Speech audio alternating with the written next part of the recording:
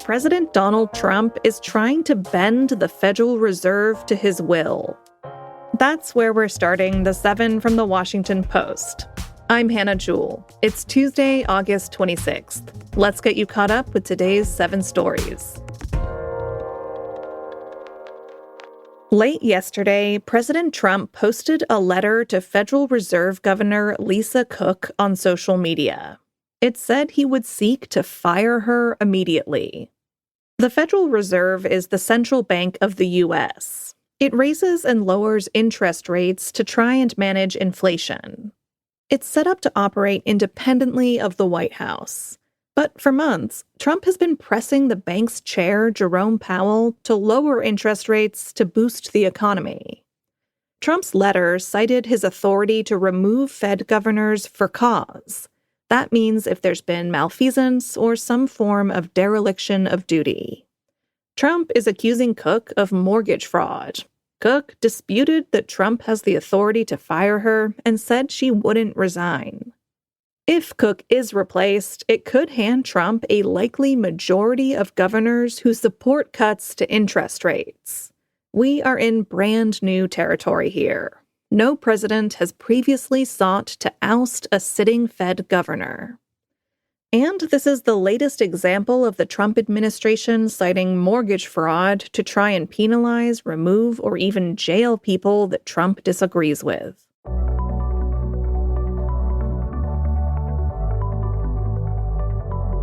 President Trump signed an executive order aimed at ending flag burning. That's number 2. Yesterday, Trump signed a number of executive orders on law and order issues. One was to end cashless bail across the country. Another pushed courts to reconsider the legality of burning the American flag. The flag order directs his administration to prosecute people who, quote, desecrate the U.S. flag. He also wants to detain and remove immigrants who have been accused of such behavior. Trump explained his feelings behind the order in the Oval Office yesterday. All over the country, they're burning flags. All over the world, they burn the American flag. And as you know, through a very sad court, I guess it was a 5-4 decision, they called it freedom of speech. But there's another reason, which is perhaps much more important. It's called death. Because what happens when you burn a flag is the area goes crazy. The act of burning the flag is protected by a Supreme Court ruling from 1989. Justices said then that flag burning is protected by the First Amendment. In his executive order, Trump asked Attorney General Pam Bondi to find a case that could challenge that ruling. The Supreme Court today is significantly more conservative than it was in 1989. Number 3. A key House Republican demanded documents from Jeffrey Epstein's estate. Representative James Comer is a Kentucky Republican and the chair of the House Oversight Committee.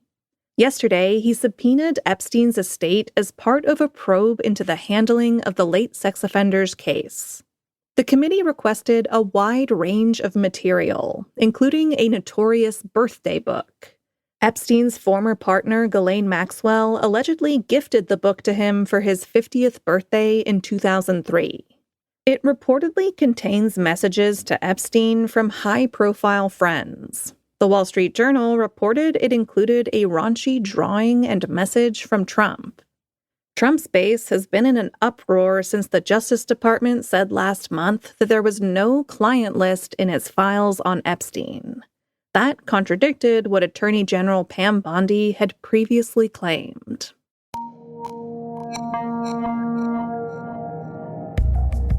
Number 4. An Israeli attack on a Gaza hospital killed at least 20 people, including 5 journalists. Yesterday in Gaza, 2 Israeli strikes hit the same building a few minutes apart. Footage showed that the second strike killed reporters and rescue workers who had rushed to the scene.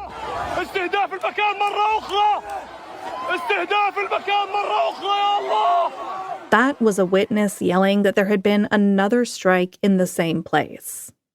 Journalists in Gaza said the attack hit a well-known spot where the local press corps would gather to try and get better cell phone service or do their live broadcasts. Among the dead were reporters and photographers who worked for the Associated Press, Reuters, Al Jazeera, and Middle East Eye. Israel has killed scores of Palestinian journalists in nearly 2 years of war. It has also banned foreign media from entering Gaza, leaving Palestinian journalists alone on the ground to cover the bloodshed. A rare human screwworm case was confirmed in Maryland. That's our fifth story. Put down your breakfast and let me tell you about the New World screwworm. This is a parasitic blowfly that feeds on the living tissue of warm-blooded animals and, in rare cases, humans. Screwworms have been largely eradicated in the U.S. for the past 50 years. That's according to the FDA. But recent outbreaks in Central America and Mexico are worrying U.S. authorities.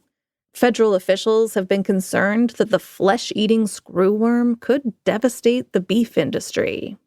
And this month, a rare case was confirmed in a person who traveled to the U.S. from El Salvador.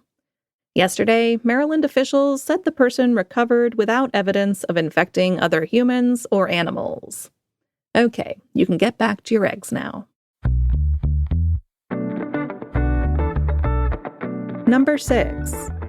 African countries want to redraw the world map. Close your eyes, unless you're driving, and imagine a map of the world. You are probably picturing the Mercator projection. That style of map was created in 1569.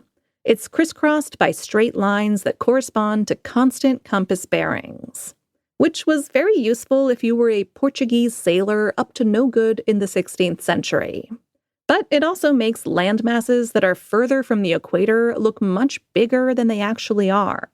For example, Greenland looks the same size as the entire continent of Africa. In reality, it's 14 times smaller. So, earlier this month, the African Union joined a campaign calling for the replacement of the Mercator projection with maps that show Africa's accurate size, like one called the Equal Earth Map. To see what the alternative looks like, go check out our newsletter today. Find a link to that in our show notes.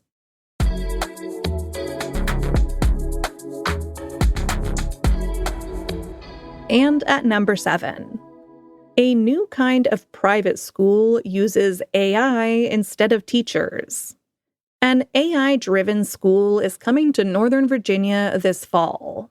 It's called the Alpha School, and it has a pretty eyebrow-raising concept.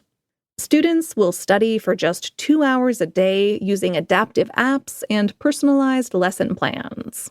Then they will spend their afternoons on life skills, such as learning to ride a bike or financial literacy. Instead of teachers, they will have guides, and of course, the robots. It costs $65,000 a year to attend. Alpha School already has a few campuses across the country, and it's in the process of adding more.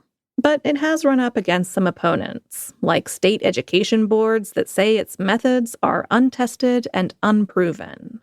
So good luck to all the students heading back to AI school this fall. Don't forget to bring a shiny red apple to give to your algorithm. All right, you're all caught up. One more thing before we go. Think of how easy it is to spend $20 and then think about what you get in return. A lunch out, maybe, 4 cups of coffee, maybe 2 or 3, depends where you go, I guess. Well, right now, $20 will get you a core subscription to the Washington Post for an entire year. $20 for a whole year of access to exclusive stories, recipes, advice columns, and all of the reporting behind the stories you hear about right here. After that, it renews at $120. You can cancel anytime. Get this $20 deal at washingtonpost.com/subscribe. That's washingtonpost.com/subscribe. There's also a link in our show notes. This is our Labor Day sale, so it won't last long. I'm Hannah Jewell. I'll meet you back here tomorrow.